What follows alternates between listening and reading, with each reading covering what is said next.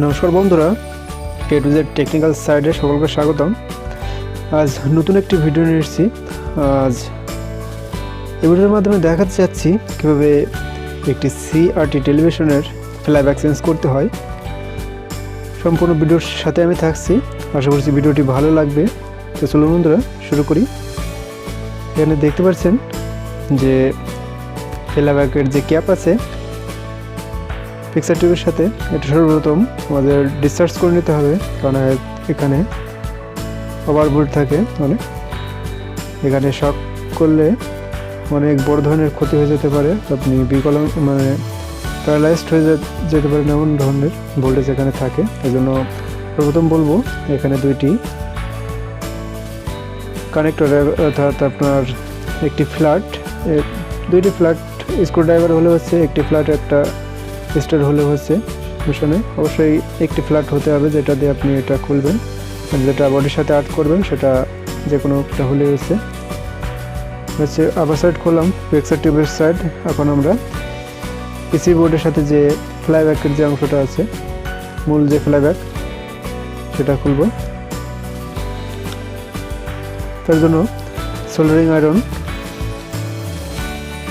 ব্যবহার করব এবং অবশ্যই সাকার ব্যবহার করবেন, কেন সাকার ব্যবহার না করলে এখানে পিসি বোর্ডটা নষ্ট হয়ে যাওয়ার সম্ভাবনা থাকে। দেখতে পাচ্ছেন যে খুব সহজেই সাকারের মাধ্যমে সোল্ডারটা উত্তোলন করা যাচ্ছে বেস থেকে।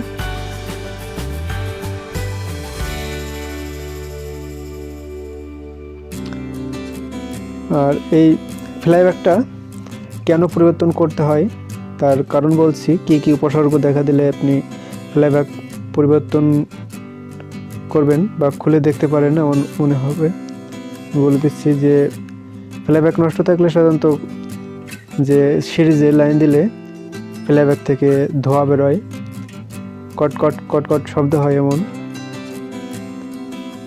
আর প্রাইমারিতে অর্থাৎ ফ্লাইব্যাকের ইনপুটে ভোল্টেজ থাকে, কিন্তু আউটপুটে যে ট্রানজিস্টর, যে 1555 ট্রানজিস্টর থাকে, 2499 ট্রানজিস্টর থাকে, ওখানে ভোল্টেজ যায় না। এগুলো হচ্ছে ট্রানজিস্টর, আপনার ফ্লাইব্যাক নষ্ট থাকার দরুন এই ধরনের উপসর্গ দেখা দেয়। যাই হোক, এই সমস্ত উপসর্গ দেখা দিলে আপনি ফ্লাইব্যাকটা বিয়োজন করে দেখতে পারেন যে ফ্লাইব্যাকের কী অবস্থা, এটা নষ্ট কি ভালো আছে সেটা খুলে দেখলে বোঝা যাবে। দেখতে পাচ্ছেন আমি পিসি বোর্ড থেকে খুব সুন্দরভাবে সাকারের মাধ্যমে সোল্ডারিং আয়রনের সাহায্যে সোল্ডার বিয়োজন করে নিয়েছি, এবং যে পিসি বোর্ডের উপরে দেখতে পাচ্ছেন যে ফ্লাইব্যাকের 3টা হুক আছে, যেটা বোর্ডের সাথে ফ্লাইব্যাকটাকে আটকে রেখেছে। এটা একটু চেপে ধরে সামনে থেকে ঠেলা দিলে এটা বেরিয়ে যাবে। দেখতে পাচ্ছেন যে কি সুন্দরভাবে ফ্লাইব্যাকটা বেরিয়ে গেছে। এই যে দেখতে পাচ্ছেন যে ফ্লাইব্যাকটা ড্যামেজ, কারণ এখানে দেখতে পাচ্ছেন যে পুড়ে গিয়েছে দুইটা টার্মিনাল, এখানে কয়লার মতো হয়ে গেছে, পুরো দাগ দেখা যাচ্ছে ফ্লাইব্যাকে, এটা ড্যামেজ। কারণ এটা উপসর্গ দেখে আমি বুঝতে পারছি যে এটা পরিবর্তন করতে হবে। এটা 10-10 একটি ফ্লাইব্যাক, 10টা পিন আছে এতে। এখন আমরা এই সেম মডেলের একটি নতুন ফ্লাইব্যাক আনবো, এনে এটা চেঞ্জ করব। তার পূর্বে যে এই ফ্লাইব্যাকের সাথে আরও 2টা টার্মিনাল সংযুক্ত আছে, যে পিকচার টিউবের পিকচার বেজের সাথে যে 2টা অংশ, এটা অবশ্যই বিয়োজন করতে হবে।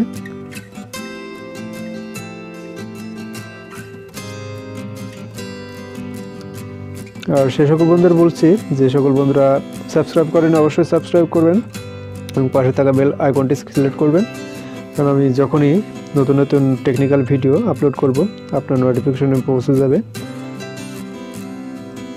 আর বেজের সাথে যে অংশটা সংযুক্ত আছে, এটা সোল্ডারিং আয়রনের মাধ্যমে এটা বিয়োজন করতে হবে।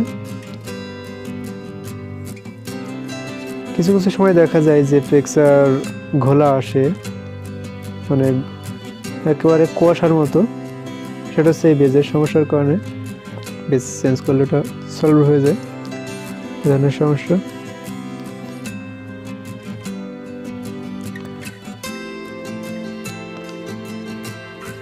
আউটপুটে ভোল্টেজ লো দেখালেও এই ফ্লাইব্যাকের ফল্ট বলে আপনি মনে করবেন। এটা ফ্লাইব্যাক চেঞ্জ করলে এটা ঠিক হয়ে যাবে।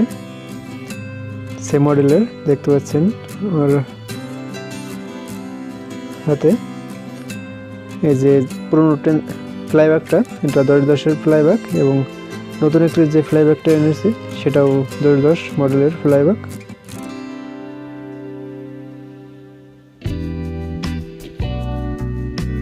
দেখুন বন্ধুরা, সেম মডেলের এটা নতুন ফ্লাইব্যাক। এটা আমি এখন অ্যাটাচমেন্ট করব।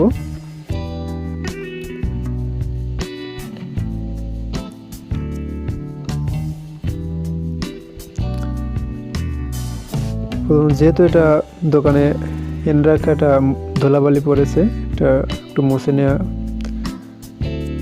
প্রয়োজন বলে আমি মনে করি।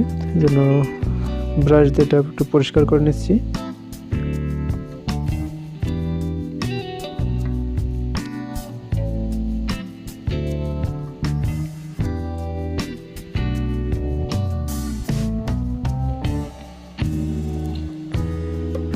এভাবে সুন্দরভাবে এটা পরিষ্কার করে নিতে হবে। যে আগের যে মডেলের যে ফ্লাইব্যাকটা, ওইটার এটা কিন্তু সেমই, প্রায় সেম মডেল। কিছু কিছু ফ্লাইব্যাকের যে এই ওয়্যারটা, 3 নম্বর যে ওয়্যার, যে গ্রে রঙের যে ওয়্যারটা, এটা ফ্লাইব্যাকের সাথে থাকে না। সাইডে যে আরও সাইডের যে টার্মিনাল আছে, ওটা পিকচার বড় ছোটো করার জন্য সেটা ব্যবহার করা হয়, যেটা বডির সাথে দেওয়া। এতে এই সুবিধাটা আছে এই ধরনের ফ্লাইব্যাকে।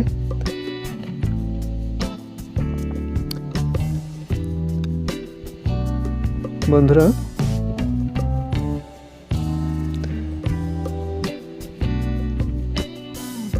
এটা রিয়েল টাইম ভিডিও করছি, এজন্য সম্পূর্ণভাবে দেখাবো যে কিভাবে এটা অ্যাটাচমেন্ট করতে হয়।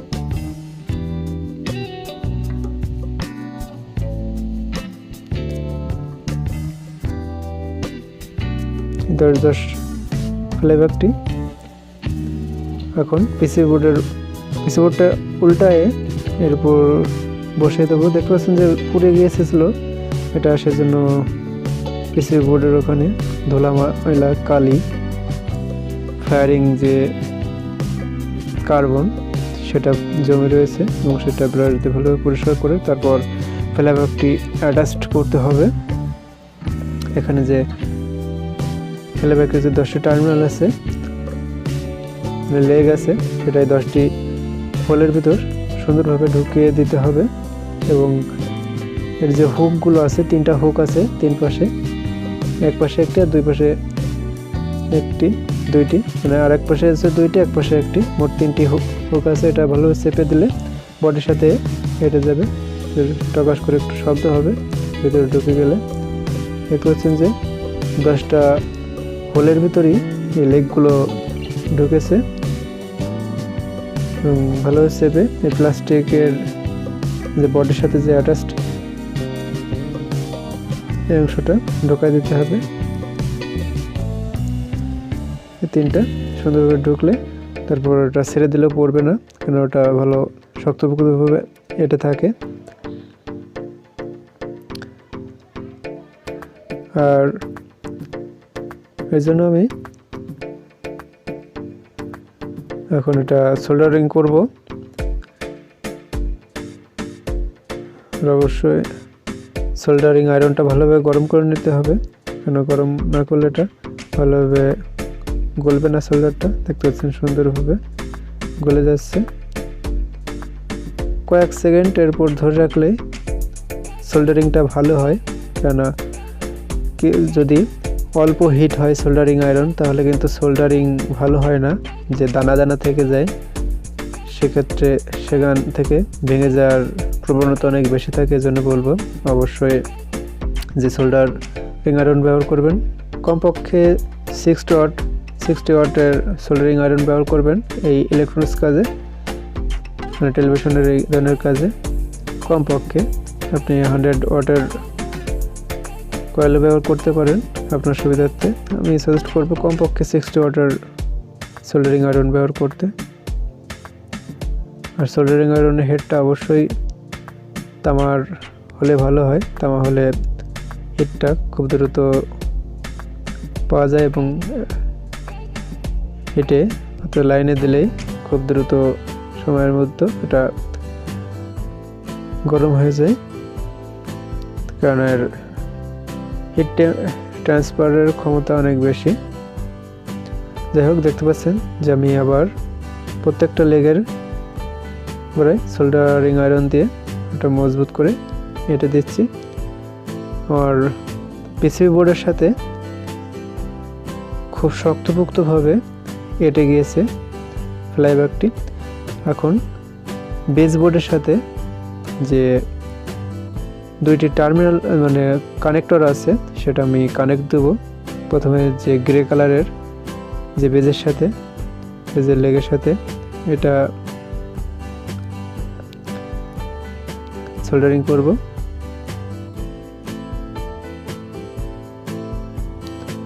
খেয়াল রাখবেন যেখান থেকে আপনি যদি বিগিনারও হয়ে থাকেন, যেন প্রথমে আপনি খেয়াল রাখেন যে কোথা থেকে খুলছেন সেটা লাগানোর সময় সেখানে লাগিয়ে দিলে হয়ে যাবে।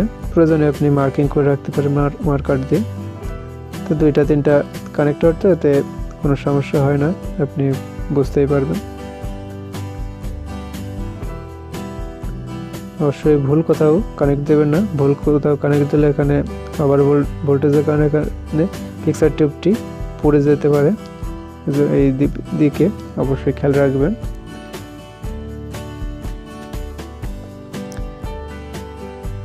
এখন বেজের সাথে যে কানেক্টরটা সেটা আমরা অ্যাটাচ করব।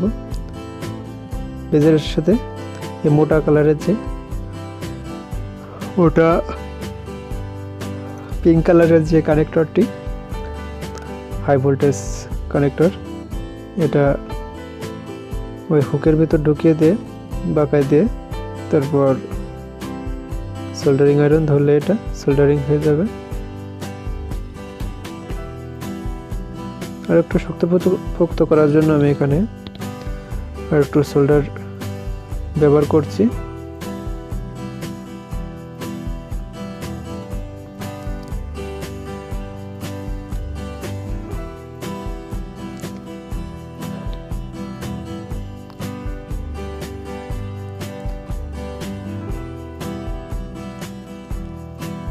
বন্ধুরা, এখন এই ক্যাপটি এটা দিয়েছি। আমার কিন্তু ফ্লাইব্যাকের সম্পূর্ণ কানেকশন সম্পূর্ণ হয়েছে। এখন এটা ফিক্সার টিউবের সাথে অ্যাড করব। এটা অ্যাড করা হয়েছে। এখন যে কানেক্টরগুলো আছে সেই কানেক্টরগুলো কানেক্ট করব। আর যে মূল বিষয়টি সেটা হলো যে ক্যাপ, ফিক্সার টিউবের সাথে যে ক্যাপ অ্যাটাচ করতে হবে। ক্যাপটা অবশ্যই সুন্দরভাবে পরিষ্কার করে নিতে হবে, কেন অনেকদিন নতুন হোক পুরাতন হোক যে কোনো ফ্লাইব্যাক রেখে দিলে এখানে ময়লা জমবেই। এই জন্য ক্যাপটি ভালোভাবে পরিষ্কার করে নিতে হবে। তার জন্য আপনি ব্রাশ ব্যবহার করতে পারেন। তারপরে এখানে বেশ ময়লা জমে গিয়েছিল, হাত দিয়ে ডলে দিলে এটা উঠছিল না। এই জন্য আমি এখানে এনপি থিনার ব্যবহার করব। এনপি থিনার ব্যবহার করলে হবে কি, যে এখানে যে ময়লা জমেছিল সেটা আর থাকবে না, সেটা পরিষ্কার হয়ে যাবে।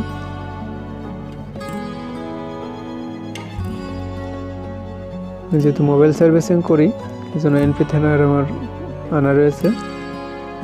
আর বাজারে যে সাধারণত যে থিনারগুলো পাওয়া যায় সেটা দিয়ে পরিষ্কার করতে পারেন। থিনার দিয়ে পরিষ্কার করলে এই কার্বনগুলো বা ময়লাগুলো খুব সহজে রিমুভ হয়ে যায়, দেখতে পাচ্ছেন। আর এটা যেহেতু থিনার, বাতাসে রেখে দিলে আস্তে আস্তে আপনি যদি না মুছে দেন সেটা শুকিয়ে যাবে খুব দ্রুত সময়ের ভেতর, আর এটা পরিষ্কারও হবে খুব ভালোভাবে।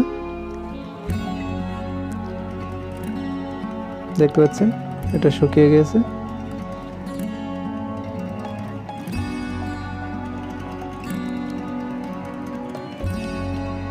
এখন পিক্সার টিউবের সাথে এটা অ্যাটাচ করব।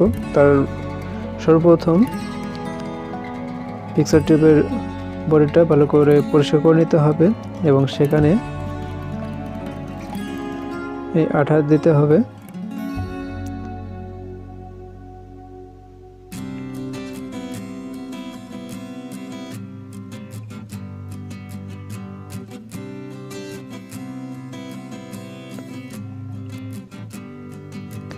এটা দিলে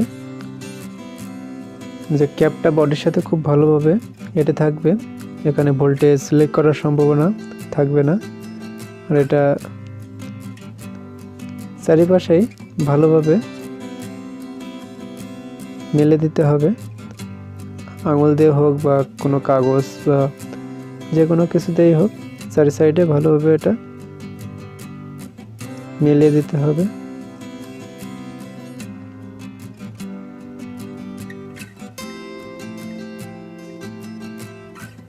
এখন এটা ক্যাপটা বসাবো, আর ক্যাপটা বসাতে গেলে অবশ্যই এটা উল্টায় ধরতে হবে। একটা লেগ ভিতরে ঢুকাই দিয়ে স্ক্রুড্রাইভার, ফ্ল্যাট স্ক্রুড্রাইভার দিয়ে এটা প্রবেশ করে দিয়ে এটা ছেড়ে দিতে হবে। দেখতে পাচ্ছেন এটা খুব শক্তপোক্তভাবে এঁটে গিয়েছে বডির সাথে।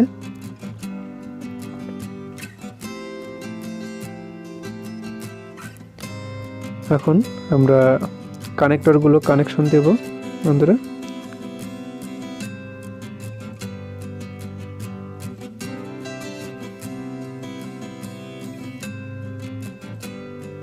সার্কিট বোর্ডটা ফাইনালি একটু পরিষ্কার করে নিচ্ছি আমি।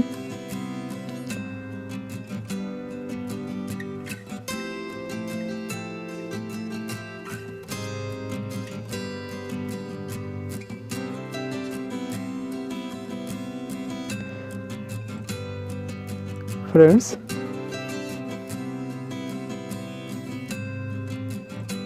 এখন আমরা কানেক্টরগুলো কানেকশন দেব।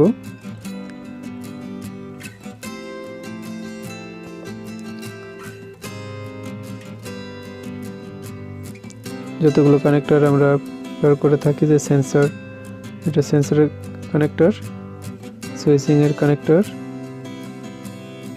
তারপর বক্সের অর্থাৎ মাইকের দুইটা কানেক্টর থাকে এখানে। এই চারটা কানেক্টরের সামনে খুলে রেখেছিলাম এবং বডির সাথে যে কয়েলের যে কানেক্টর সেটা আমরা অ্যাটাচ করব।